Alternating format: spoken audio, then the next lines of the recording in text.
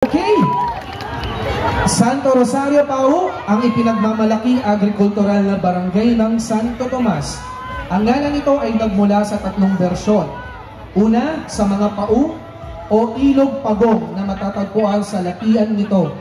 Ikalawa, sa manggang pau na nakatalim sa mga sakahan. At ikatlo, sa mahal na inang Birhen Maria na kinikilalang patron ng barangay.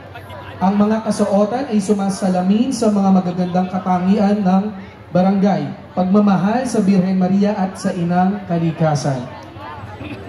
Once again, our fourth group, our fourth barangay, Barangay Santo Rosario Pau!